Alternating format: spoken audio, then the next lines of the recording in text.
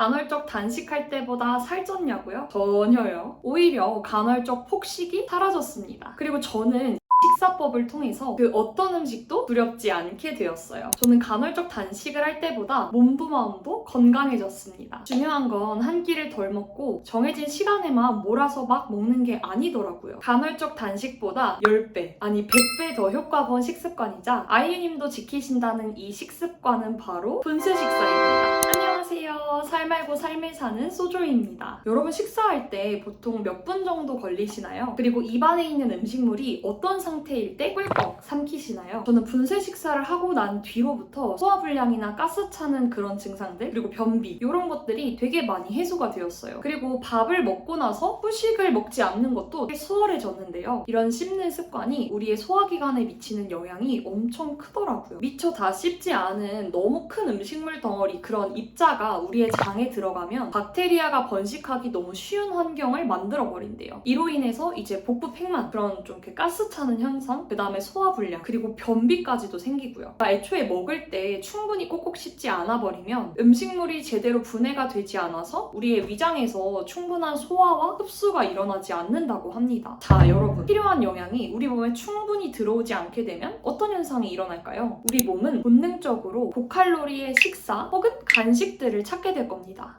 나는 밥을 잘 먹는데 왜 이렇게 밥 먹고 나서 후식이 막 당기지? 이러셨던 분들은 음식을 먹을 때 충분히 잘게 씹어서 소화랑 흡수가 잘 되게 그런 환경을 만들어줬었나 꼭 한번 체크해보세요.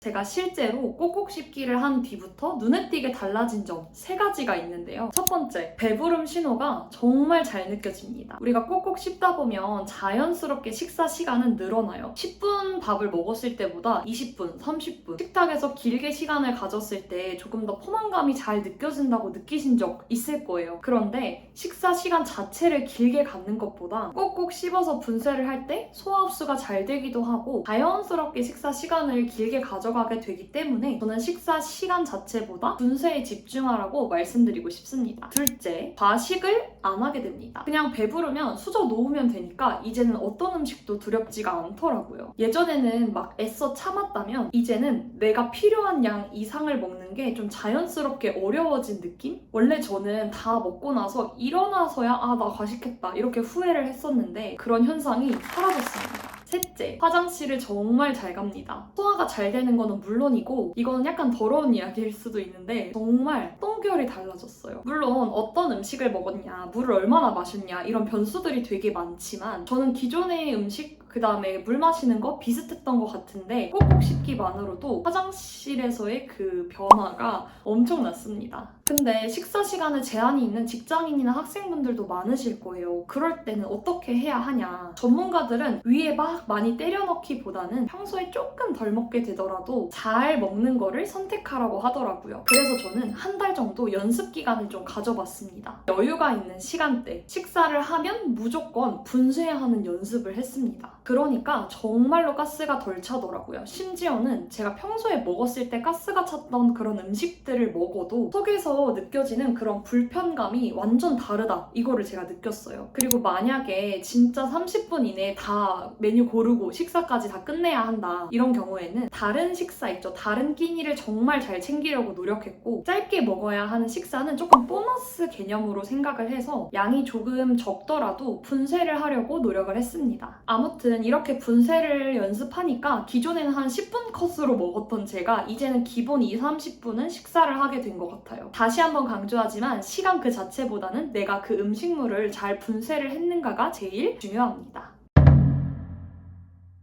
빵, 떡, 면 이런 것들이 확실히 밥보다 분쇄하는 게 정말 어렵더라고요. 특히나 면이나 생크림류의 케이크 이런 거는 그냥 훌러덩 넘기게 되는 거예요. 그래서 아무래도 밥을 먹을 때보다는 포만감이나 식사 만족도가 오래가지 않더라고요. 그러다 보니 이래서 다이어트 할 때 빵, 떡, 면을 먹지 말라는구나 싶더라고요. 그리고 실제로도 밥을 먹을 때보다 영양이 맞게 차는 느낌이 없어서 더 저는 밥의 중요성을 느끼는 시간이 되었습니다.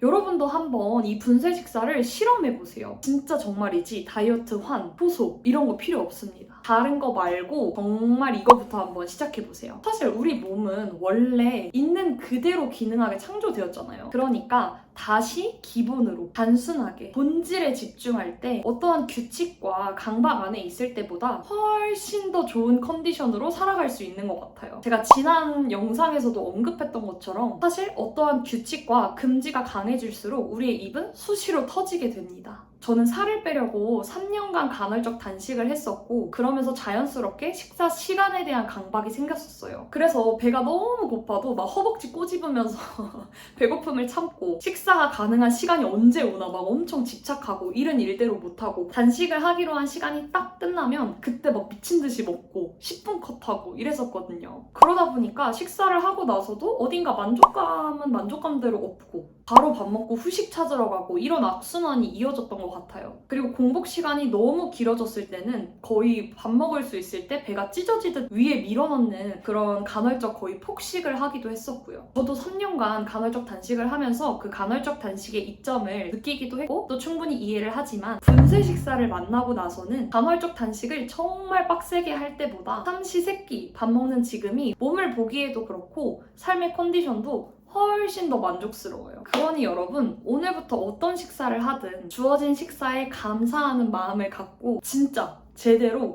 한번 씹어보세요. 얼마나 오래 씹는다라기보다는 소중한 내 위장을 좀 보호해준다? 배려해준다 이런 차원에서 미리 쪼개어서 보내주는 마음으로 음식물의 입자를 곱게 분쇄해 한번 해보시면 좋을 것 같습니다. 처음에는 타임랩스를 촬영하는 것도 도움이 될 거고요. 또 필요하다면 타이머를 재보는 것도 추천을 드립니다. 자, 오늘 영상은 여기까지고요. 시청해주셔서 감사합니다. 함께 더 건강한 식습관을 장착하고 삶알고 삶을 누리기를 응원할게요. 궁금한 점은 댓글로 남겨주시고요. 구독과 좋아요, 알림 설정까지 부탁드립니다. 감사합니다.